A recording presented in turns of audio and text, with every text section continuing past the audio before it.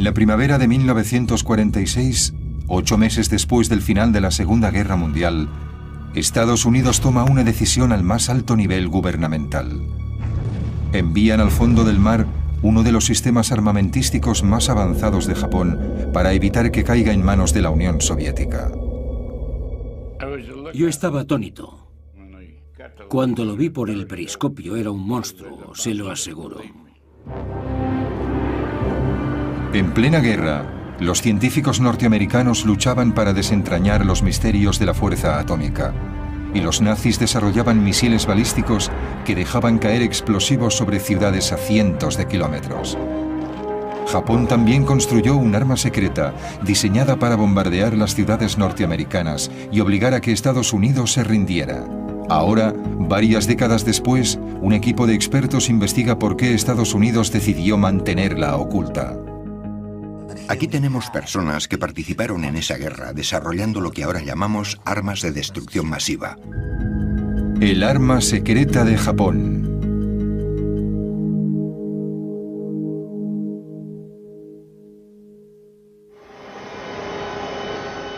En las cercanías de la isla de Oahu, exploradores submarinistas de la Universidad de Hawái están preparándose para una inmersión maniobrando su submarino de investigación en aguas profundas. Les confirmo posición, 24 grados... Están a unos 800 metros cuando descubren un naufragio de la Segunda Guerra Mundial del que se ha hablado a menudo, pero que nunca se había localizado.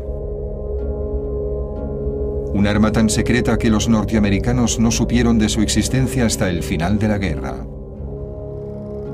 Se han reunido 3 expertos para descifrar los secretos del programa japonés I-400. Podían rodear el Cabo de Hornos.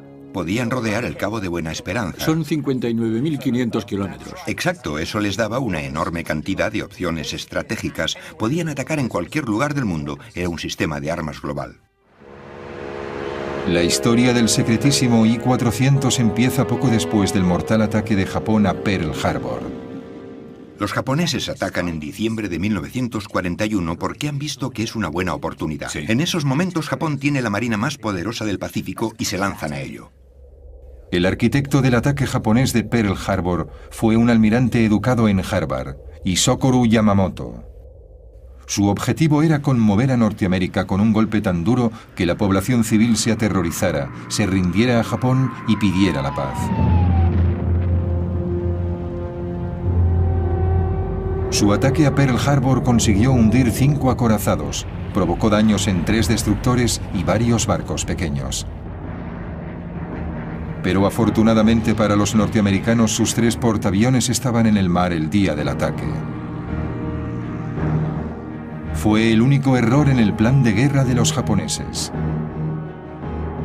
También se equivocaron gravemente al pensar que Norteamérica no respondería al ataque.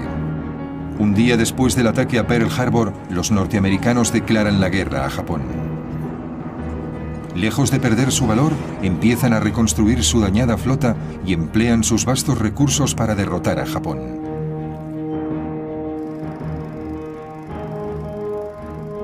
Si Japón quiere obligar a Estados Unidos a negociar, Yamamoto tiene que idear una forma de mantenerlos a la defensiva, desmoralizar a la población civil y hacer que la guerra sea demasiado costosa para que puedan luchar. Y tiene que hacerlo deprisa.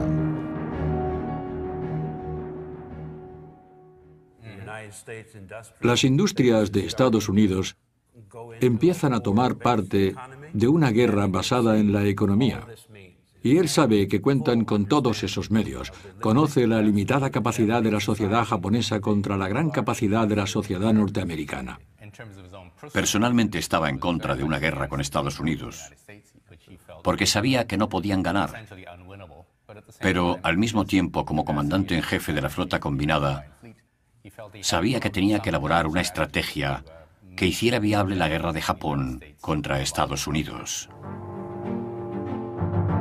En los meses siguientes a los de Pearl Harbor, desesperado, Yamamoto busca formas de llevar la guerra al corazón de Estados Unidos, aun sabiendo que está a miles de kilómetros. Estudia el éxito de los U-Boot alemanes, los letales submarinos nazis que dan caza a los barcos en el Atlántico. Desde enero a julio de 1942, los U-Boat alemanes hunden 397 barcos que transportan millones de toneladas de suministros destinados a Gran Bretaña. Algunos fueron torpedeados cuando estaban a la vista de tierra estadounidense. Si los submarinos alemanes pueden acercarse tanto a la costa este de Estados Unidos, ¿por qué los submarinos japoneses no pueden aterrorizar la costa oeste? ¡A sus puestos! Para probar su teoría, Yamamoto ordena una serie de misiones contra la costa oeste de Estados Unidos. Envía un submarino a Santa Bárbara, California, para que bombardee una refinería de petróleo. Provocó pocos daños, pero desencadenó el miedo a una invasión japonesa a todo lo largo de la costa oeste. A lo largo del Pacífico se persigue al submarino japonés que ha traído la guerra a tierra estadounidense. En la costa, el merodeador ha atacado las refinerías de petróleo cercanas a la playa de Santa Bárbara. El trozo de una bomba hecha en Tokio produjo pocos daños, pero ha sido la primera lanzada a orillas norteamericanas durante esta guerra. Al día siguiente, la Brigada de Artillería Costera dispara 1.400 misiles antiaéreos contra lo que creen aviones enemigos, pero no se confirma el avistamiento.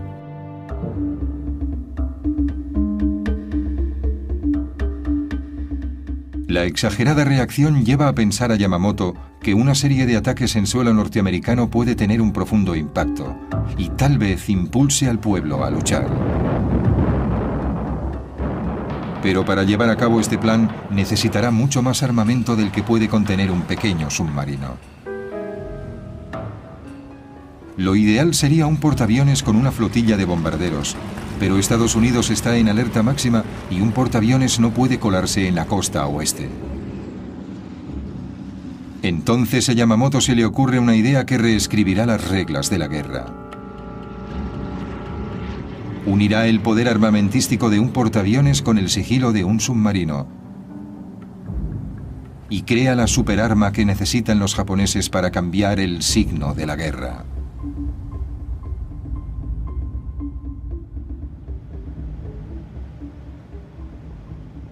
La idea de un submarino que transporte un avión no es nueva, pero solo para una misión específica, el reconocimiento. Poder lanzar un avión que vuele en círculos 60 u 80 kilómetros a ambos lados del barco amplía al capitán el conocimiento de muchos kilómetros más allá del horizonte. Pero Yamamoto quiere ver si un submarino que lance un avión puede convertirse en un arma ofensiva, que no solo sea un aparato de reconocimiento. Ordena otra misión de prueba. Esta vez un pequeño avión lanzado desde un submarino bombardea Oregón esperando el inicio del fuego enemigo. El ataque resulta fallido, pero la misión convence a Yamamoto de que un submarino puede pasar entre las defensas costeras y atacar a la inadvertida población civil. Si un solo avión lanzado desde un submarino puede sembrar el pánico, tal vez una flota pueda aterrorizar y humillar a Norteamérica. Poder llegar a su destino y lanzar un ataque por aire sin ser descubiertos daría a los japoneses una ventaja que ninguna otra marina, ninguna otra fuerza tenía durante la guerra. Yamamoto ordena a sus ingenieros que diseñen una flota de portaaviones submarinos que puedan cruzar el Pacífico sin ser detectados, desde donde lanzarán un escuadrón de bombarderos de alta tecnología que atacarán las ciudades de la costa oeste para desaparecer después sin dejar rastro, como los U-Boat germanos.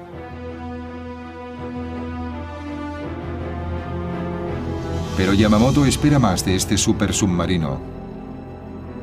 Quiere que su nueva arma aterrorice y desestabilice Norteamérica, atacando Manhattan y posiblemente hasta la ciudad de Washington.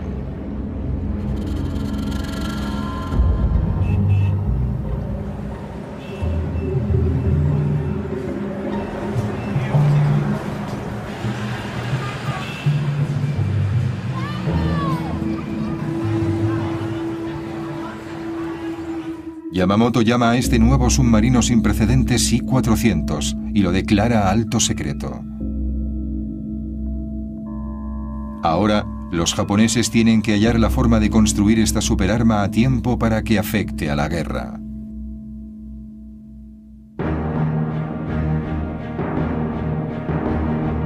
Mientras los japoneses trabajan en su plan maestro, Estados Unidos acelera los trabajos para un arma secreta propia, cuyo nombre en código es Proyecto Manhattan. La bomba atómica. Robert Oppenheimer, profesor de física de la Universidad de California, está al frente de las investigaciones. Oppenheimer reúne a los mejores ingenieros y físicos de la nación para resolver el enorme desafío técnico que supone dividir el átomo y crear un arma de destrucción masiva.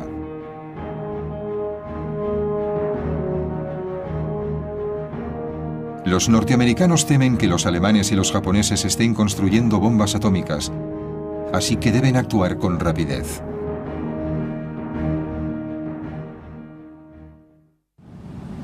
El submarino estándar de la época tiene forma de cigarro, con un casco cilíndrico de unos 100 metros de largo.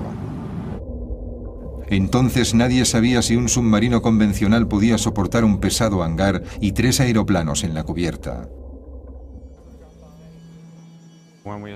Cuando montemos esas piezas, tendremos la maqueta de un submarino que tiene las medidas a escala de un submarino 10 veces más largo que ancho.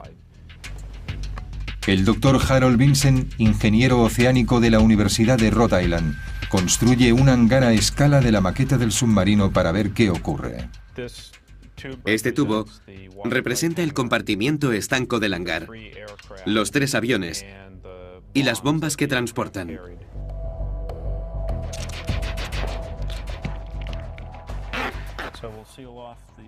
Sellaremos el extremo del hangar por aquí y veamos qué sucede cuando lo sumergimos. Vale.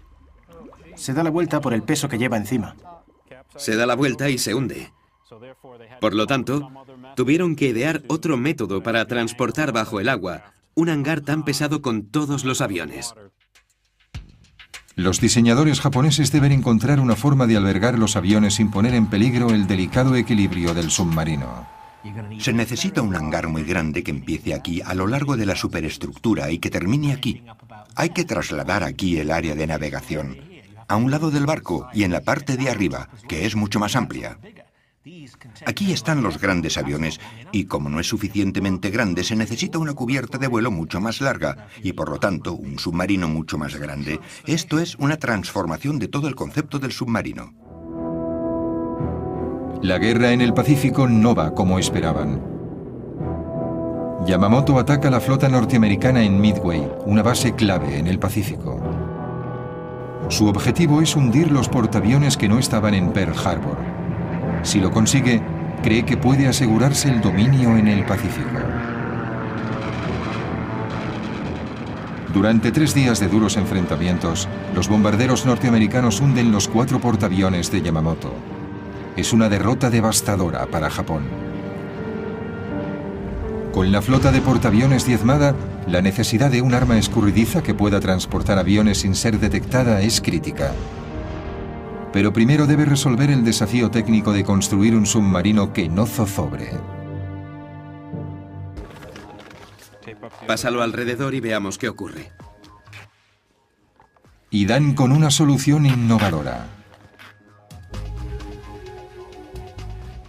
Vamos a intentarlo con este diseño de casco doble.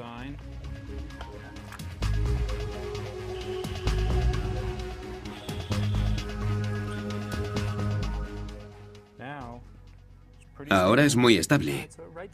Se mantiene y no se da la vuelta. 2 cilindros, uno junto al otro, como una escopeta de 2 cañones. Con el mayor problema resuelto, los japoneses pueden por fin empezar a construir su nueva y monstruosa arma y seguir en la guerra. La construcción de los submarinos gigantescos empieza en enero de 1943. El nuevo reto para Yamamoto será utilizar su nueva superarma de la forma más efectiva que sea posible. Por la grave escasez de acero y mano de obra en Japón, solo podrá encargar 18 unidades. Cada submarino transportará 3 bombarderos cargados con una sola bomba, lo que supone como máximo 54 bombas por misión, un armamento muy limitado. En una sola noche, los bombarderos nazis lanzaron sobre Londres 1.400 bombas altamente explosivas. El ataque duró 57 noches, pero aún así, los británicos no se rindieron. El almirante se da cuenta de que sus 54 bombas sirven para provocar daños importantes en las ciudades, pero no para minar la moral de la población. Por eso empieza a considerar otras opciones. Los japoneses buscaban desesperadamente cualquier medio de infligir más sufrimiento a Estados Unidos. Y en un esfuerzo por evitar el avance o provocar una negociación de paz, pensaron en utilizar gérmenes contra las ciudades norteamericanas. Se discutió y era obvio que la forma de liberarlos era mediante un avión lanzado desde un submarino. Para optimizar la efectividad de esta pequeña flota, los japoneses buscan un tipo diferente de bomba, algo que pueda matar miles de personas en un solo ataque para rendir a Norteamérica.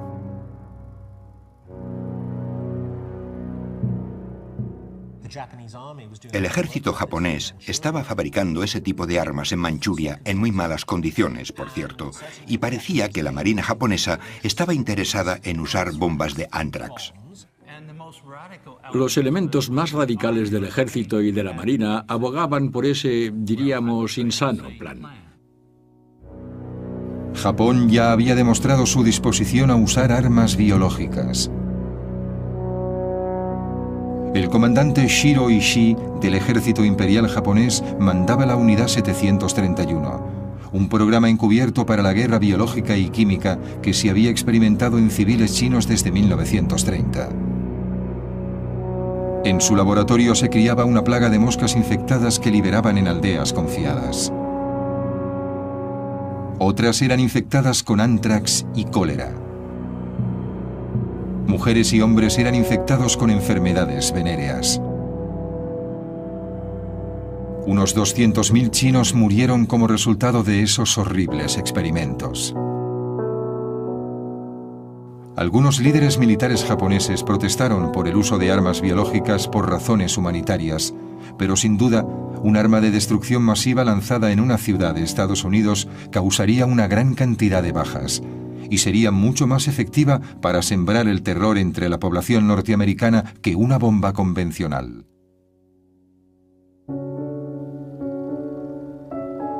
Enero de 1943. Mientras se está construyendo el primer I-400, la Marina también está construyendo un bombardero secreto que será transportado en un hangar estanco en la cubierta del submarino.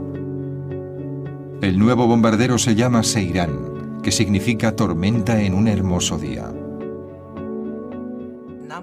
Como su nombre indica, el avión aparecía de repente, como la niebla, transportado por un submarino que ascendería a la superficie cuando estuviera cerca del objetivo, moviéndose como un ninja. Por eso le llamaron Seiran. Es un nombre muy poético. El teniente Atsushi Asamura es el último piloto de élite superviviente del escuadrón Seiran.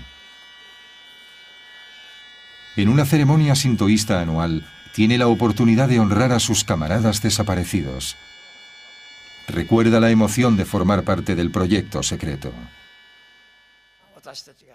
Nos sorprendimos mucho cuando vimos el Seiran por primera vez. Pensé, ¿este avión se puede llevar en un submarino? Creo que pocas personas sabían del Seiran, incluso en la Marina japonesa. Las pruebas y los experimentos se hacían muy secretamente. El recién diseñado Seiran será una importante incorporación al arsenal aéreo japonés. Con una bomba de 800 kilos y un motor de 1.400 caballos, alcanza una velocidad máxima de casi 500 kilómetros por hora. Pero los diseñadores del avión japonés se enfrentan a otro reto. Aunque el I-400 es más ancho que cualquier otro submarino de la época, el hangar montado en la cubierta solo tiene un diámetro de 3,5 metros. Este es el hangar del I-400 en el que tiene que caber este avión. Y aquí tenemos una vista frontal del Seirán. A la misma escala. A la misma escala. Vaya. El fuselaje cabe aquí, pero las alas y la cola no caben. Es evidente. Para solucionarlo, los japoneses diseñan unas alas parecidas a las del Grumman Hellcat, el caza más potente de la flota estadounidense transportado en portaaviones. Para minimizar el tamaño de los aviones y almacenarlos bajo las cubiertas, las alas de los Hellcat giran 90 grados y se doblan sobre el fuselaje. Los diseñadores del Seirán llevan la idea un paso más allá. La cola y los estabilizadores horizontales se doblan para reducir la altura. Haciendo todo eso cabe perfectamente. Precisamente. Es impresionante. Pero a los diseñadores japoneses les queda otro problema por resolver. Una vez el submarino llega a su destino, cada uno de los motores del Seirán tardan 20 minutos en calentarse antes del lanzamiento. Encender los motores en el hangar mientras el submarino está sumergido expondría a la tripulación a los letales humos del monóxido de carbono. Pero calentar los motores con el submarino en la superficie los expone a los radares y los ataques aéreos. Si los japoneses no encuentran una solución, su submarino portaaviones morirá en el agua. En un pequeño aeropuerto de Connecticut, Craig McBurney investiga los retos que presentaban los motores de alto rendimiento de los cazas durante la Segunda Guerra Mundial. Este es su proyecto, un extraño motor de 28 cilindros de un Corsair con base en un submarino de guerra de Estados Unidos. Es más grande que el motor del Seirán, pero comparten el mismo problema. Voy a ponerlo en marcha. ¡En marcha! Va muy despacio. Apágalo. A veces el motor ni siquiera se pone en marcha. No me gusta el sonido que tiene. Lo intentan otra vez y el motor toma velocidad, pero necesita 20 minutos para calentarse totalmente. Para la tripulación japonesa del I-400, este tiempo de espera puede suponer un desastre. Ya veis lo espeso que es el aceite, y se debe a que no se ha calentado. Ya sabéis lo justas que son las tolerancias en el interior del motor de un avión, y hay una significativa diferencia si se bombea el aceite espeso y pesado a través del motor. Depende de la viscosidad del aceite frío del motor. Pero, ¿y si se precalienta el aceite? Este es el mismo aceite que se ha calentado en el precalentador. Es casi como agua. Hay una gran diferencia. Los ingenieros navales japoneses hallan una inteligente solución, un depósito aparte para calentar el aceite del motor. El aceite caliente está siempre a punto para bombearlo a los cilindros y las válvulas. Es la misma tecnología que McBurney usa en el motor del Corsair. Dentro de este contenedor tenemos el depósito principal de aceite que alimenta el motor. Y también hemos instalado un depósito con un calentador. ¿Encendido? ¡En marcha! Así se pone en marcha inmediatamente. ¡Perfecto!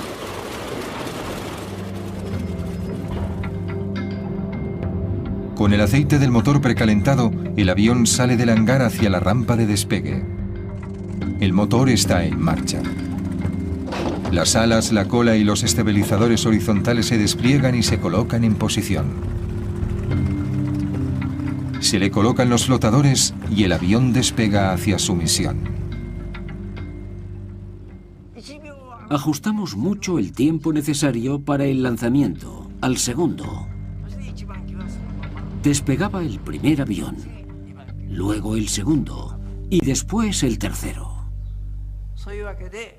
El objetivo era que los 3 aviones despegasen tan rápidamente como fuera posible.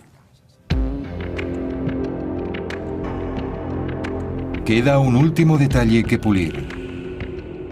El I-400 no es lo bastante largo para que los aviones aterricen, y cuando vuelven, los serán, amerizan y son recogidos por una grúa hidráulica que los coloca en la cubierta.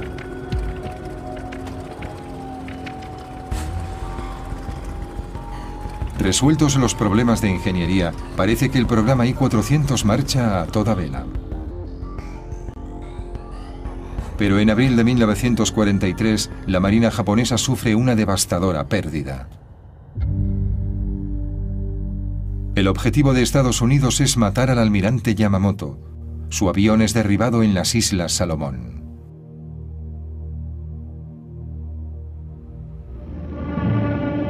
Con la desaparición del visionario creador del I-400, el programa queda en el atolladero. El pedido de 18 submarinos se rebaja a solo 9 unidades. Después de la muerte de Yamamoto pasa un año y medio antes de que su innovadora arma sea una realidad. Diciembre de 1944. Por fin se termina el primer I-400. Unos meses después está listo otro submarino. Los grandes submarinos transportan 3 hidroaviones bombarderos en un hangar de 31 metros de largo.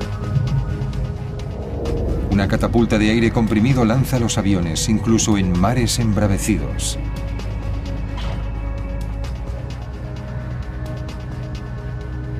Con 121 metros de largo, el I-400 es el mayor submarino de los mares. Además, va fuertemente armado. En la cubierta de popa lleva un cañón de 140 milímetros, uno de los más grandes montados en un submarino. 4 cañones antiaéreos defienden el enorme barco de los ataques por aire. Y está armado con 8 tubos de torpedos situados en la proa. El hombre designado para liderar el programa I-400 es Tatsunosuke Arizumi. Estaba al mando del ataque submarino a Pearl Harbor. La tripulación ha sido escogida entre lo mejor de la Marina y es bien tratada. La moral de los hombres es alta, pero el alto mando japonés conoce la realidad. Estados Unidos domina en el Pacífico y Japón tiene que contraatacar con dureza. En marzo de 1945, el vicealmirante Jisaburo Osawa considera la idea de utilizar los Seirán para liberar armas biológicas en la costa oeste de Estados Unidos. Pero un mes después prevalece la sensatez. El general Yoshihiro Umezu, del ejército imperial, califica la guerra biológica de crimen contra la humanidad. Los japoneses buscan un objetivo diferente para su secretísimo I-400. El Canal de Panamá era crucial para el paso de las fuerzas navales al Océano Pacífico. Y por eso los japoneses querían atacarlo. Si Japón podía apoderarse del canal, evitaría el tráfico de barcos durante meses, y las fuerzas aliadas tendrían que seguir una ruta mucho más larga, rodeando el Cabo de Hornos. Los estrategas navales preparan la misión. El plan era algo así. Esta flotilla de 4 submarinos transportaría 10 aviones que podían recorrer una buena distancia desde Quebec. Sí, navegando por el Pacífico. Unos 13.000 kilómetros hasta llegar al punto de lanzamiento, en el Ecuador, más o menos por ahí. Luego emergerían y lanzarían sus 6 aviones lo más deprisa que pudiesen. Y para sorprender totalmente al enemigo, llegarían de distintas direcciones. Volarían sobre Colombia, girarían bruscamente y de repente. Y luego, tal vez, descenderían a un nivel bajo, enfilarían el canal y atacarían por el extremo norte a estas compuertas. La misión sería extremadamente peligrosa para la flota y la tripulación de los I-400. Los submarinos tenían que hacer el viaje hasta el Canal de Panamá por aguas enemigas. En el verano de 1945, el Pacífico era un lago norteamericano y eso suponía que era relativamente difícil que cualquier barco enemigo entrara en el área del Canal de Panamá. Aunque los submarinos llegaran sanos y salvos a su destino, las esclusas del Canal de Panamá estaban muy vigiladas y armadas con cañones antiaéreos. Una opción era bombardear desde una gran altitud, pero eso presentaba otros problemas.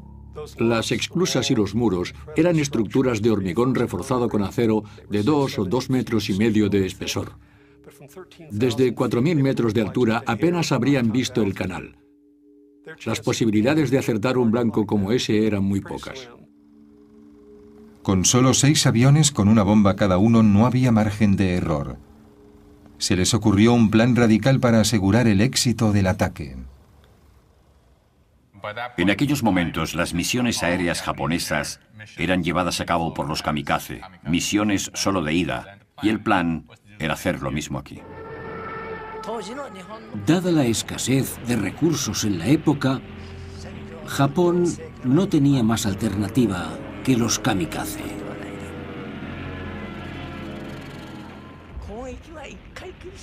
Sé que es una controversia, que muchas personas están en contra, pero creo que entonces no había elección. Sabíamos que probablemente no dieran en el blanco, incluso con varias bombas. Así que la única opción eran los kamikaze.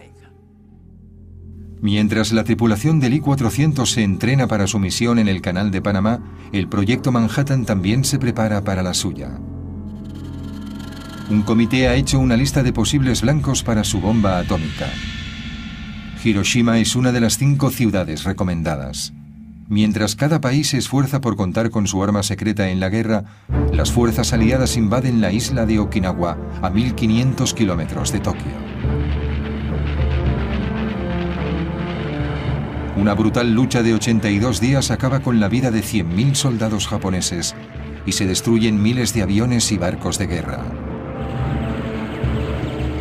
Parece inevitable que los norteamericanos invadan Japón y el vicealmirante Osawa vuelve a cambiar la misión de los I-400. El nuevo objetivo es el atolón de Ulithi. La enorme flota estadounidense lo utiliza como plataforma para la invasión de Japón. Ulithi era la base ideal para las unidades que atacaron Okinawa y tal vez para las que serían enviadas a la confrontación final en tierra. Seguramente desde allí también se enviaban los suministros. En la foto se veían varios portaaviones norteamericanos. El cuartel general nos ordenó atacar a todos los que pudiésemos. El plan es para los 2 supersubmarinos, el I-400 y su gemelo, el I-401, y 2 submarinos más pequeños, que salen desde Japón por separado. Luego se encontrarán en un lugar predeterminado.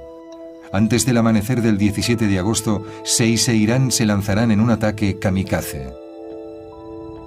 Para aumentar las posibilidades de éxito, Arizumi ordena a la tripulación que enmascaren los bombarderos con distintivos norteamericanos, violando flagrantemente las reglas comunes de guerra. Los propios pilotos pusieron objeciones a pintar los aviones con los colores norteamericanos. Pensaban que era deshonroso, estaban dispuestos a morir y sabían que no regresarían. La misión estaba plagada de problemas. De camino a Ulithi, un buque de guerra estadounidense hunde uno de los submarinos pequeños. Mueren los 140 tripulantes. Es una señal de lo que le espera a la flota.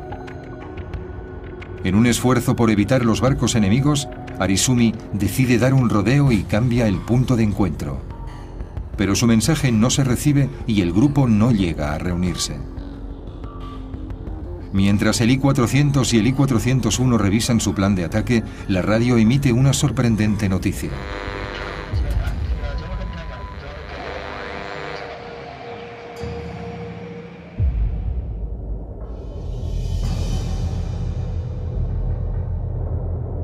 Estados Unidos ha derrotado a Japón con su arma secreta.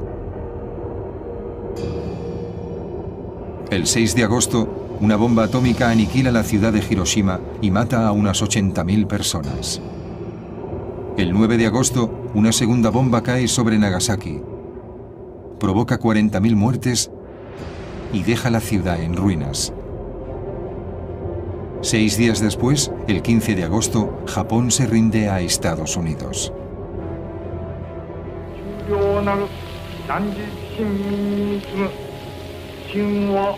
El emperador Hirohito se dirige por radio a la nación y pide a su pueblo que resistan lo irresistible, que sufran lo insufrible. El día siguiente, el 16, recibimos un telegrama ordenándonos el cese del fuego. Al recibir ese increíble telegrama, gradualmente fuimos asumiendo la realidad. Entonces empezó a bordo el verdadero drama. En aquella época, rendirse y seguir vivo no existía en la Marina Imperial japonesa. Los capitanes de los 2 submarinos I-400 deciden cambiar el curso y regresar a Japón. Nadie quiere rendir esos costosos barcos ni sufrir la humillación de ser capturado en aguas enemigas. Para proteger su secreto, Arizumi ordena a la tripulación de los 2 I-400 que hundan en el océano los Seiran con los distintivos norteamericanos. Los submarinos japoneses no son un peligro para la flota norteamericana. El 28 de agosto, 2 destructores estadounidenses divisan al I-400 a 300 kilómetros de las costas japonesas. El gigantesco submarino intenta escapar, pero se rinde sin luchar. Harry Arvidsson es uno de los primeros norteamericanos que aborda el I-400. Cuando nos acercamos al submarino y vi cómo era, pensé, es lo más grande que he visto en mi vida. Luego, el 29 de agosto, un submarino norteamericano, el USS Segundo, avista el I-401. Carlo Carlucci era furriel del submarino norteamericano. Eran las 2 o 3 de la madrugada, antes del amanecer. Y entonces lo detectaron en el radar. No sabían qué era hasta que estuvieron bastante cerca. Tsuji Oyata era un joven marinero del supersubmarino japonés. No queríamos rendir aquel magnífico barco a Estados Unidos. Pensamos que era una vergüenza que lo capturaran. Aunque la guerra ha terminado, los norteamericanos no saben cómo reaccionarán los japoneses. La situación era confusa. No sabías qué pasaría. No sabíamos si dispararían o no.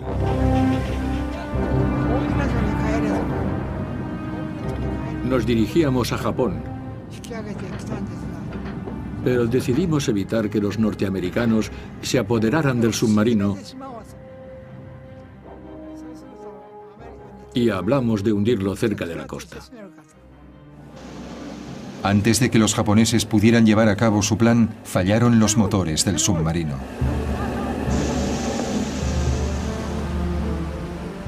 El Segundo hizo señales al enorme submarino para que se rindiera, pero Arizumi se negó.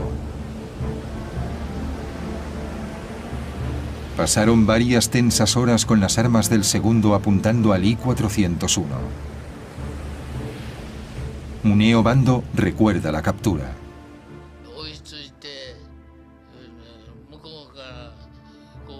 Nos apuntaron con los cañones y nos ordenaron que enviásemos un oficial a su barco.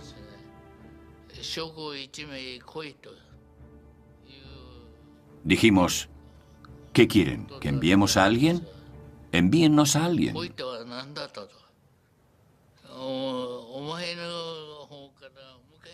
Nosotros insistíamos en mantener el orgullo y tratar de hombre a hombre.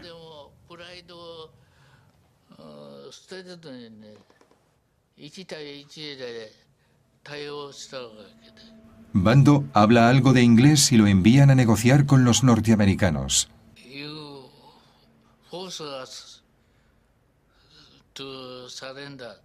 Dije, si nos obligan a rendirnos, nos suicidaremos.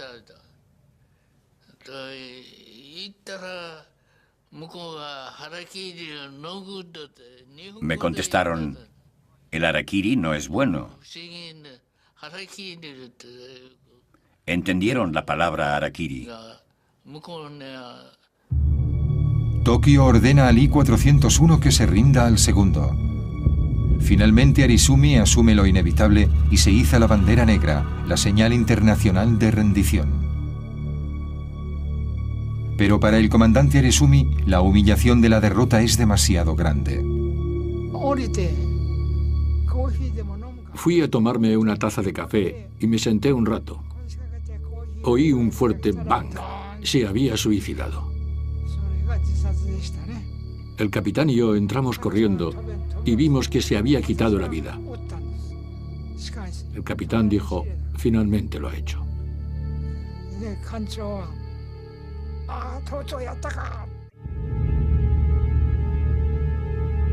Toda la tripulación japonesa es hecha prisionera.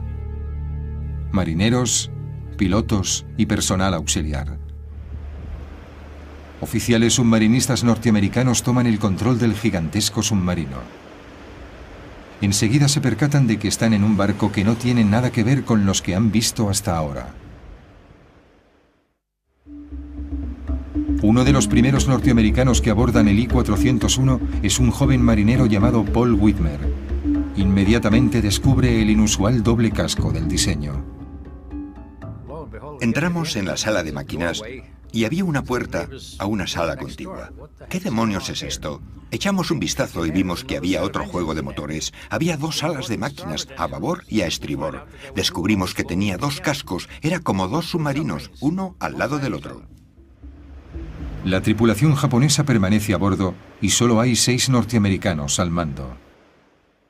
Yo llevaba una 45, todos llevábamos una 45 y una buena cantidad de balas en el bolsillo de mi chaqueta.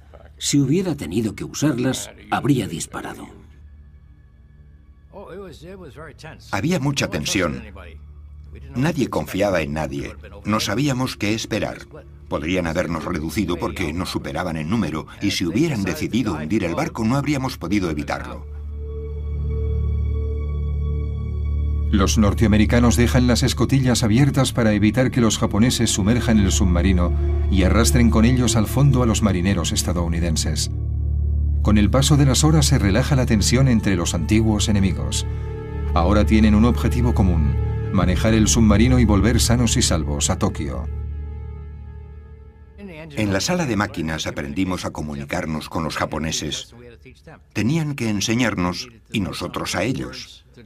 Necesitábamos conocer algunas palabras para describir el motor. Era una forma de comunicación de escuela elemental.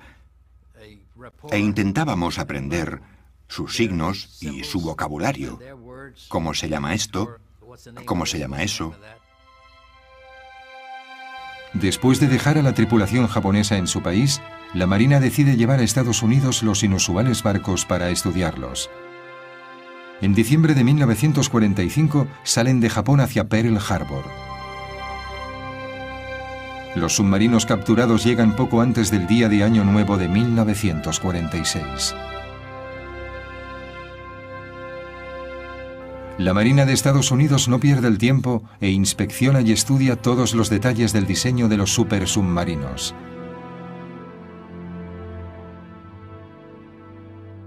Pero en la primavera de 1946 se hace patente una nueva situación y los I-400 vuelven a ser secretos. Esta vez Estados Unidos los oculta a la Unión Soviética. Grandes submarinos portaaviones para ataques estratégicos a sus enemigos son exactamente lo que no quieres que tengan los rusos. No. Había estallado la Guerra Fría. Exacto. Empezaba así. El principio de la Guerra Fría. Antes de que los rusos envíen una delegación para inspeccionar los submarinos, la Marina de Estados Unidos toma una precipitada decisión.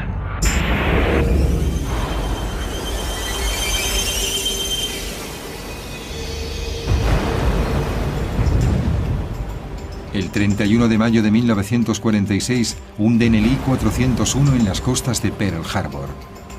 2 días después, el I-400 se reúne con él en el fondo del mar, y con ellos van los secretos de la ingeniería japonesa de la Segunda Guerra Mundial. Nadie conocerá todo su potencial.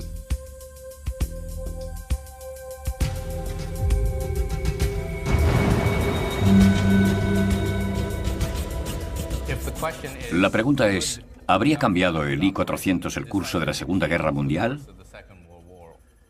Seguramente no. Yo creo que no. Exactamente. Habría empeorado las cosas en 1942, pero en 1945 no. Cierto. Japón se rindió por la superioridad aplastante del material de Estados Unidos. Estados Unidos se esforzó y deseaba desplegar esa fuerza arrolladora hasta vengarse del ataque a Pearl Harbor. Aunque las posibilidades de éxito eran escasas, no se puede discutir que los I-400 eran unas armas sorprendentes. Un triunfo de la tecnología que llegó demasiado tarde. Pero lo más importante es el precedente que sentaron para la lucha submarina en la Guerra Fría, al amanecer de la era atómica. En los años 50 hizo su aparición un nuevo tipo de submarino norteamericano con una gran semejanza con el supersubmarino japonés. La clase Regulus, con hangar sobre la cubierta para el lanzamiento de misiles en vez de aviones, abriendo el camino a los submarinos portamisiles que son el centro del moderno arsenal nuclear. Yo no creo que nadie pensara en submarinos que pudieran atacar ciudades enemigas. Y esa idea la vemos hoy en las armas nucleares primarias de Estados Unidos, Francia, Gran Bretaña e incluso de Rusia. Misiles con cabeza nuclear que pueden ser lanzados desde submarinos contra ciudades enemigas. Convirtiendo los submarinos en armas ofensivas contra la población civil, los I-400 cambiaron para siempre la forma de luchar en las guerras.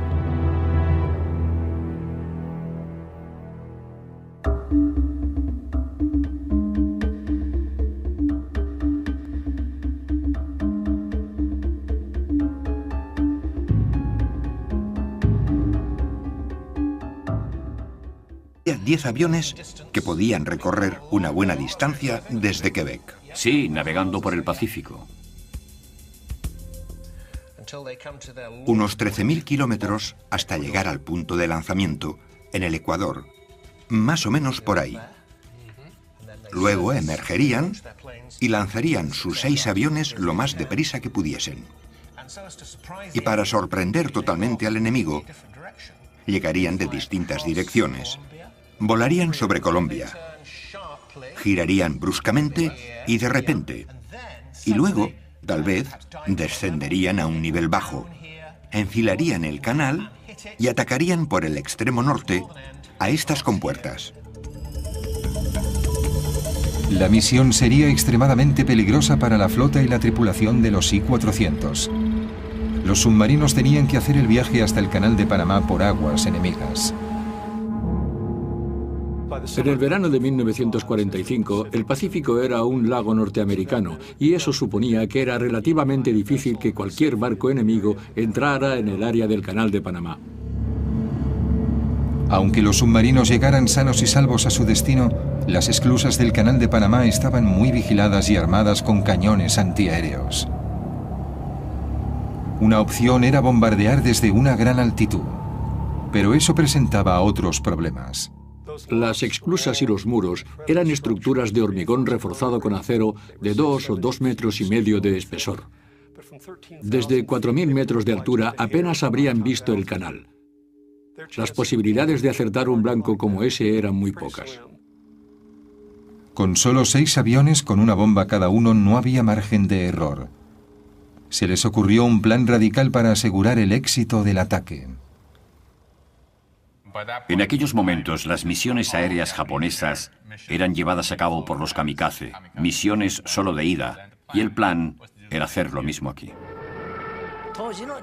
Dada la escasez de recursos en la época, Japón no tenía más alternativa que los kamikaze.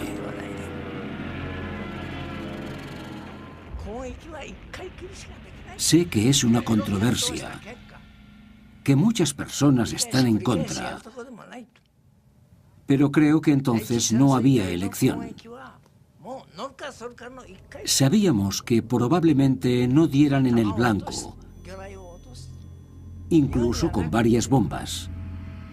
Así que la única opción eran los kamikaze. Mientras la tripulación del I-400 se entrena para su misión en el Canal de Panamá, el proyecto Manhattan también se prepara para la suya. Un comité ha hecho una lista de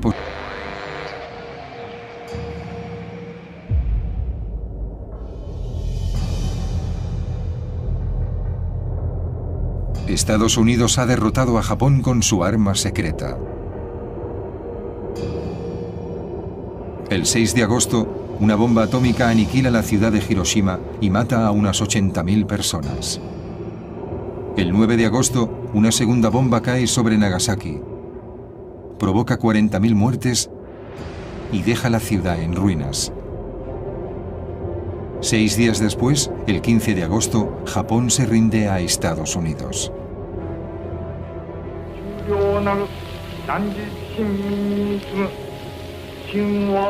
El emperador Hirohito se dirige por radio a la nación y pide a su pueblo que resistan lo irresistible, que sufran lo insufrible. El día siguiente, el 16, recibimos un telegrama ordenándonos el cese del fuego. Al recibir ese increíble telegrama, gradualmente fuimos asumiendo la realidad. Entonces empezó a bordo el verdadero drama. En aquella época, rendirse y seguir vivo no existía en la Marina Imperial japonesa. Los capitanes de los dos submarinos I-400 deciden cambiar el curso y regresar a Japón. Nadie quiere rendir esos costosos barcos ni sufrir la humillación de ser capturado en aguas enemigas. Para proteger su secreto, Arizumi ordena a la tripulación de los dos I-400 que hundan en el océano los Seiran con los distintivos norteamericanos. Los submarinos japoneses no son un peligro para la flota norteamericana. El 28 de agosto, dos destructores estadounidenses divisan al I-400 a 300 kilómetros de las costas japonesas. El gigantesco submarino intenta escapar, pero se rinde sin luchar.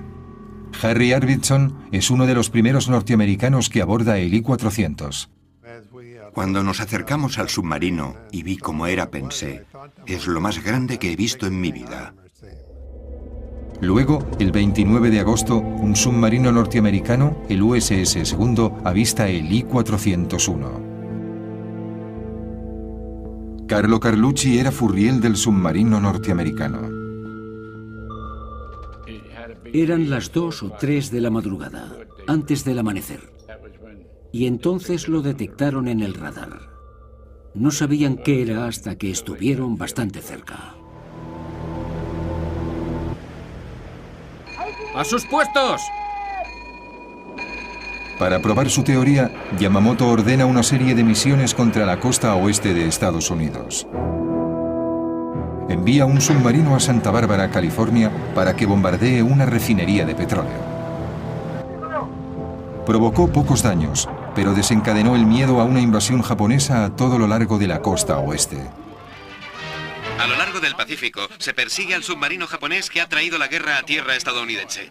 En la costa, el merodeador ha atacado las refinerías de petróleo cercanas a la playa de Santa Bárbara. El trozo de una bomba hecha en Tokio produjo pocos daños, pero ha sido la primera lanzada a orillas norteamericanas durante esta guerra. Al día siguiente, la Brigada de Artillería Costera dispara 1.400 misiles antiaéreos contra lo que creen aviones enemigos, pero no se confirma el avistamiento.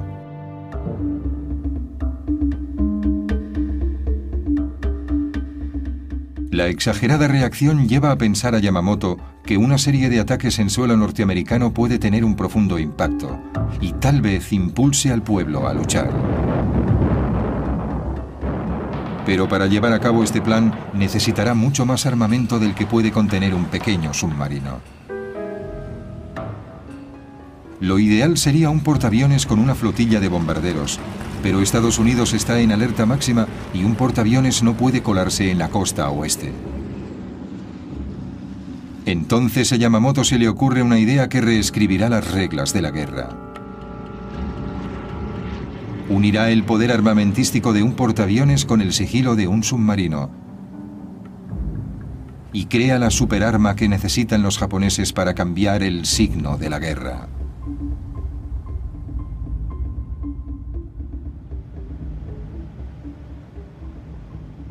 La idea de un submarino que transporte un avión no es nueva, pero solo para una misión específica, el reconocimiento. Poder lanzar un avión que vuele en círculos 60 u 80 kilómetros a ambos lados del barco amplía al capitán el conocimiento de muchos kilómetros más allá del horizonte. Pero Yamamoto quiere ver si un submarino que lance un avión puede convertirse en un arma ofensiva, que no solo sea un aparato de reconocimiento. Ordena otra misión de prueba. Esta vez un pequeño avión lanzado desde un submarino bombardea Oregón esperando el inicio del fuego enemigo. El ataque resulta fallido, pero la misión convence a Yamamoto de que un submarino puede pasar entre las defensas costeras y atacar a la inadvertida población civil. Si un solo avión lanzado desde un submarino... No sabías qué pasaría. No sabíamos si dispararían o no.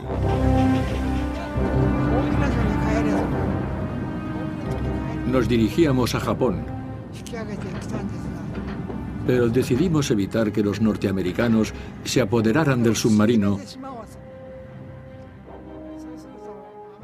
y hablamos de hundirlo cerca de la costa. Antes de que los japoneses pudieran llevar a cabo su plan, fallaron los motores del submarino.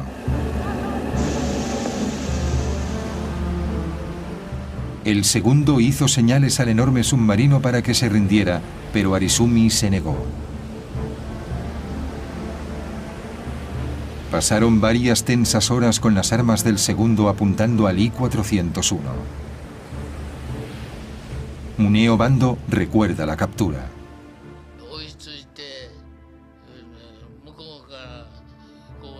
Nos apuntaron con los cañones y nos ordenaron que enviásemos un oficial a su barco.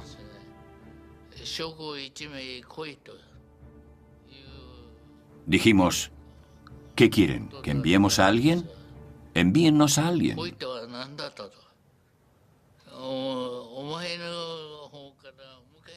Nosotros insistíamos en mantener el orgullo y tratar de hombre a hombre.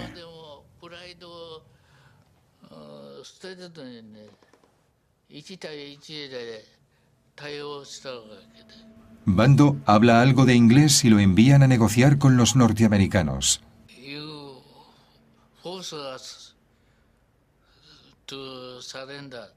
Dije, si nos obligan a rendirnos, nos suicidaremos.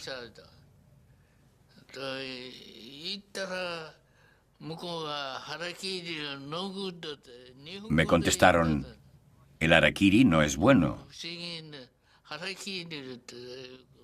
Entendieron la palabra harakiri. Tokio ordena al I-401 que se rinda al segundo. Finalmente Arizumi asume lo inevitable y se iza la bandera negra, la señal internacional de rendición. Pero para el comandante Arizumi, la humillación de la derrota es demasiado grande. Fui a tomarme una taza de café y me senté un rato. Oí un fuerte bang. Se había suicidado. El capitán y yo entramos corriendo y vimos que se había quitado la vida. El capitán dijo, finalmente lo ha hecho.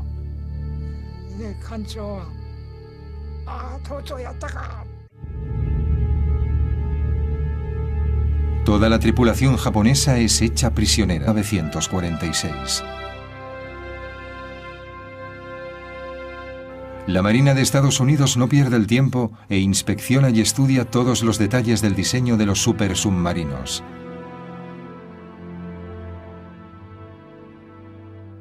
Pero en la primavera de 1946 se hace patente una nueva situación y los I-400 vuelven a ser secretos. Esta vez Estados Unidos los oculta a la Unión Soviética. Grandes submarinos portaaviones para ataques estratégicos a sus enemigos son exactamente lo que no quieres que tengan los rusos. No. Había estallado la Guerra Fría. Exacto. Empezaba así. El principio de la Guerra Fría. Antes de que los rusos envíen una delegación para inspeccionar los submarinos, la Marina de Estados Unidos toma una precipitada decisión.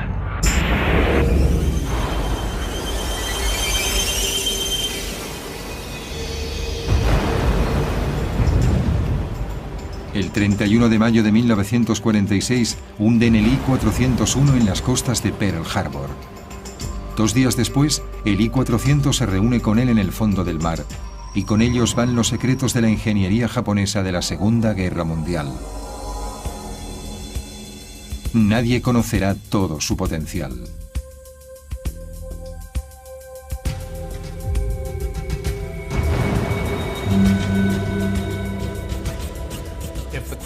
La pregunta es, ¿habría cambiado el I-400 el curso de la Segunda Guerra Mundial?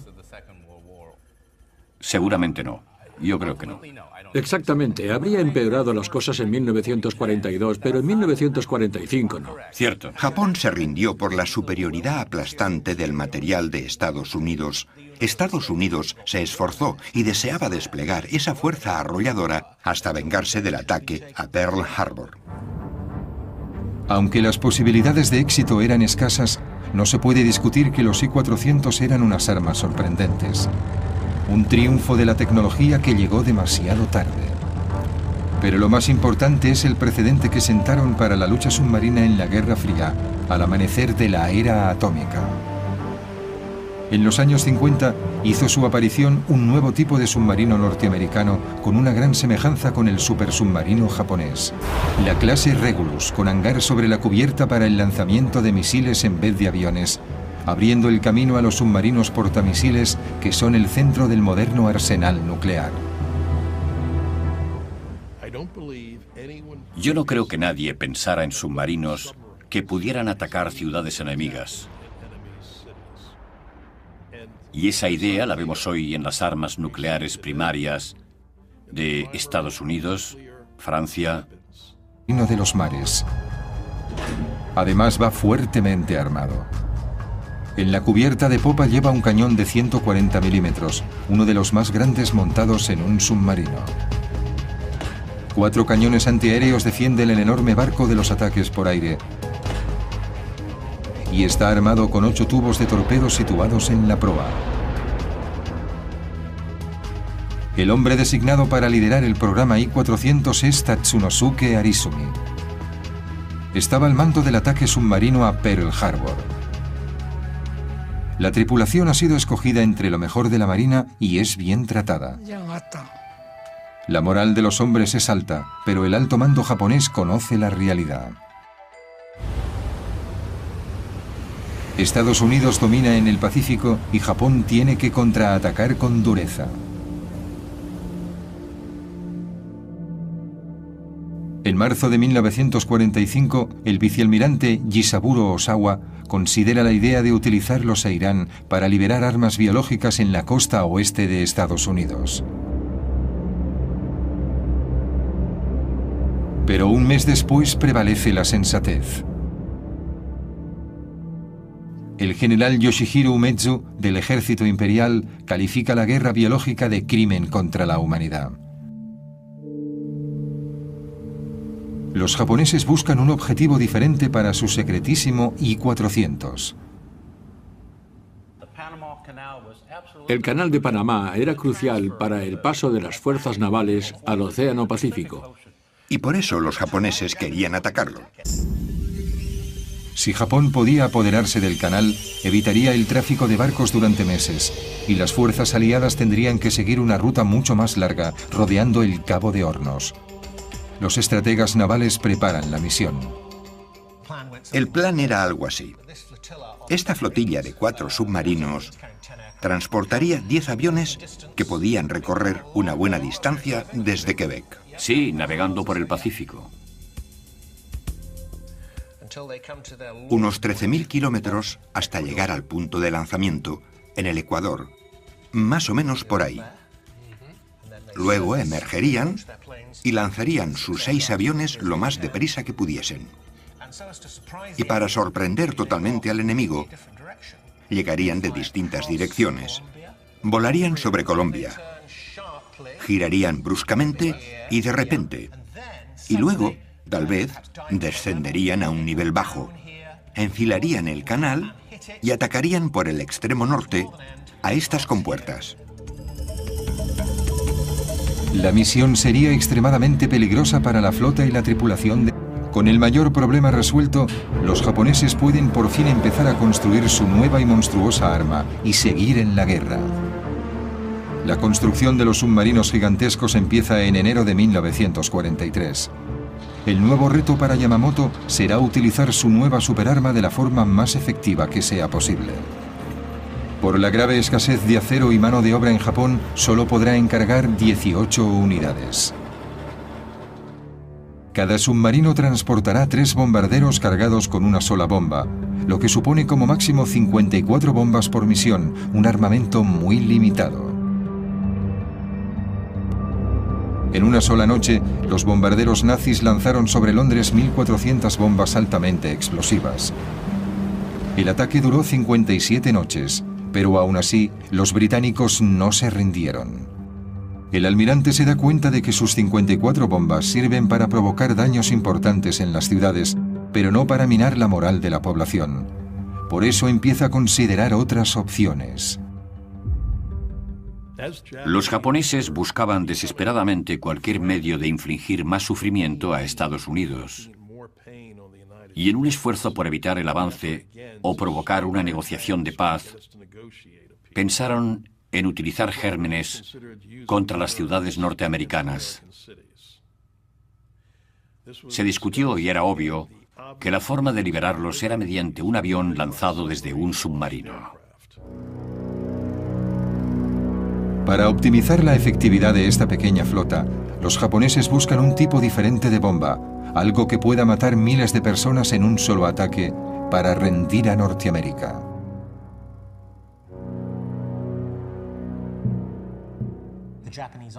El ejército japonés estaba fabricando ese tipo de armas en Manchuria en muy malas condiciones, por cierto, y parecía que la marina japonesa estaba interesada en usar bombas de anthrax. Los elementos más radicales del ejército y de la marina abogaban por ese, diríamos, insano plan. Japón ya había demostrado su disposición a usar armas biológicas.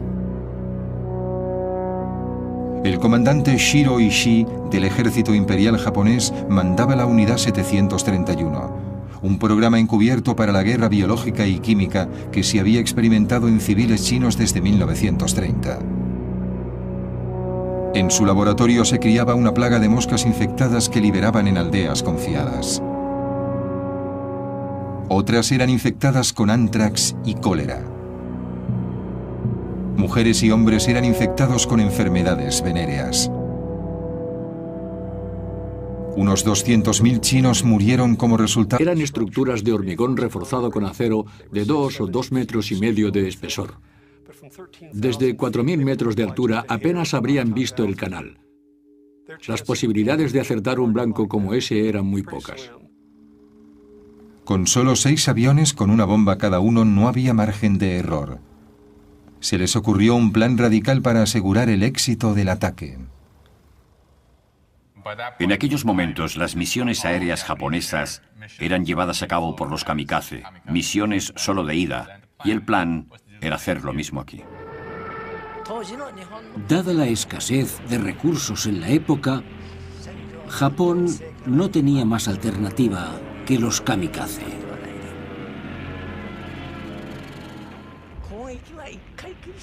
Sé que es una controversia, que muchas personas están en contra, pero creo que entonces no había elección. Sabíamos que probablemente no dieran en el blanco, incluso con varias bombas. Así que la única opción eran los kamikaze. Mientras la tripulación del I-400 se entrena para su misión en el Canal de Panamá, el proyecto Manhattan también se prepara para la suya. Un comité ha hecho una lista de posibles blancos para su bomba atómica. Hiroshima es una de las 5 ciudades recomendadas. Mientras cada país se esfuerza por contar con su arma secreta en la guerra, las fuerzas aliadas invaden la isla de Okinawa, a 1.500 kilómetros de Tokio. Una brutal lucha de 82 días acaba con la vida de 100.000 soldados japoneses y se destruyen miles de aviones y barcos de guerra. Parece inevitable que los norteamericanos invadan Japón y el vicealmirante Osawa vuelve a cambiar la misión de los I-400. El nuevo objetivo es el atolón de Ulithi. La enorme flota estadounidense lo utiliza como plataforma para la invasión de Japón. Ulithi era la base ideal para las unidades que atacaron Okinawa y tal vez para las que serían enviadas a la confrontación final en tierra. Seguramente desde allí también se enviaban los suministros. En la foto se veían varios portaaviones norteamericanos. El cuartel general nos ordenó atacar a todos los que pudiésemos. El plan es para los dos supersubmarinos, el I-400 y su gemelo, el I-400. Relativamente difícil que cualquier barco enemigo entrara en el área del Canal de Panamá. Aunque los submarinos llegaran sanos y salvos a su destino, las esclusas del Canal de Panamá estaban muy vigiladas y armadas con cañones antiaéreos. Una opción era bombardear desde una gran altitud, pero eso presentaba otros problemas. Las esclusas y los muros eran estructuras de hormigón reforzado con acero de 2 o 2,5 metros de espesor. Desde 4.000 metros de altura apenas habrían visto el canal. Las posibilidades de acertar un blanco como ese eran muy pocas. Con solo 6 aviones con una bomba cada uno no había margen de error. Se les ocurrió un plan radical para asegurar el éxito del ataque. En aquellos momentos, las misiones aéreas japonesas eran llevadas a cabo por los kamikaze, misiones solo de ida, y el plan era hacer lo mismo aquí. Dada la escasez de recursos en la época, Japón no tenía más alternativa que los kamikaze.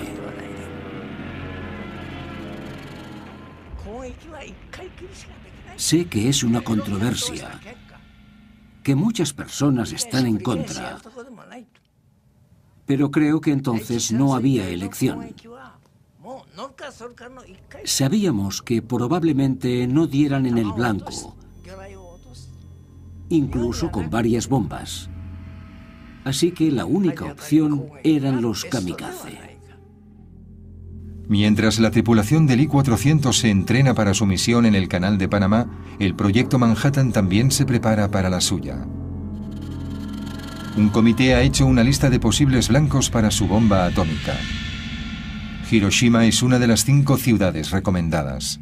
Mientras cada país se esfuerza por contar con su arma secreta en la guerra, las fuerzas aliadas invaden la isla de Okinawa, a 1.500 kilómetros de Tokio. Una brutal lucha de 82 días acaba con la vida de 100.000 soldados japoneses y se destruyen miles de aviones y barcos de guerra.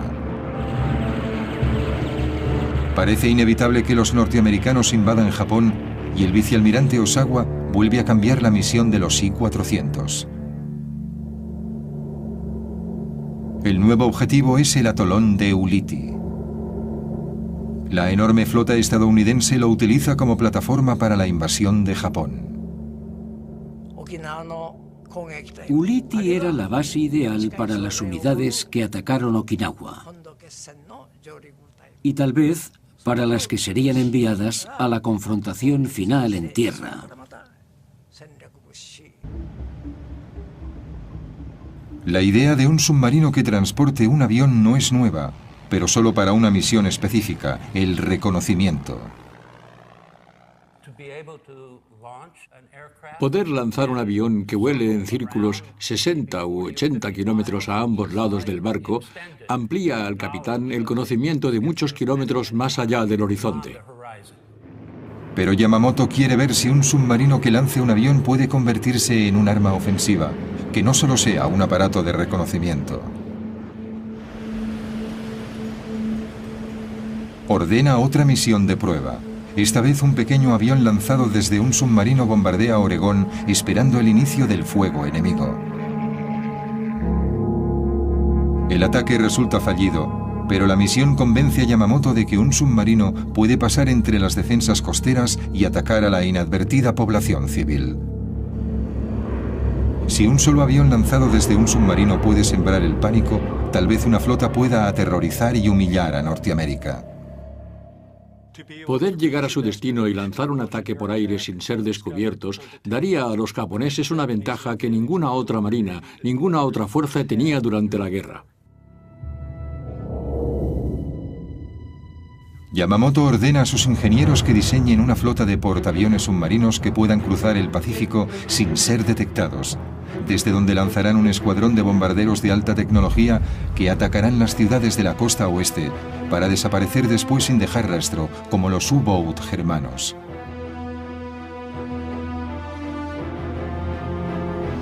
Pero Yamamoto espera más de este supersubmarino. Quiere que su nueva arma aterrorice y desestabilice Norteamérica, atacando Manhattan y posiblemente hasta la ciudad de Washington.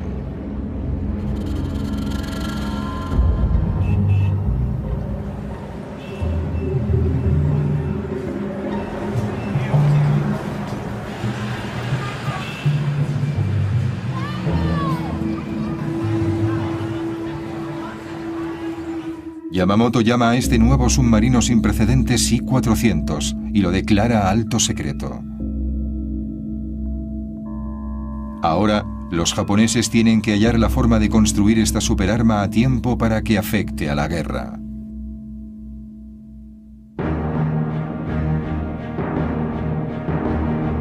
Mientras los japoneses trabajan en su plan maestro, Estados Unidos acelera los trabajos para un arma secreta propia, cuyo nombre en código es Proyecto Manhattan. La bomba atómica.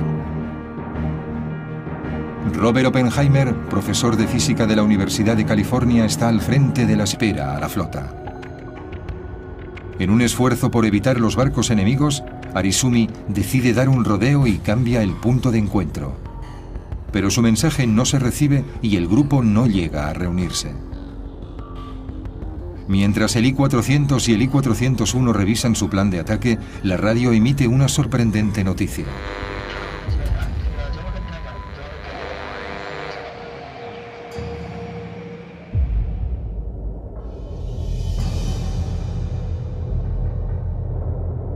Estados Unidos ha derrotado a Japón con su arma secreta.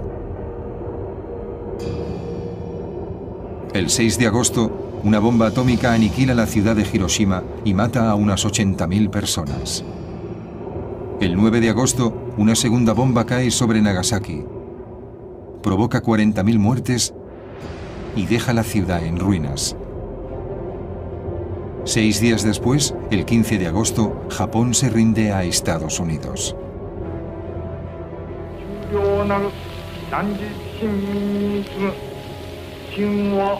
El emperador Hirohito se dirige por radio a la nación y pide a su pueblo que resistan lo irresistible, que sufran lo insufrible.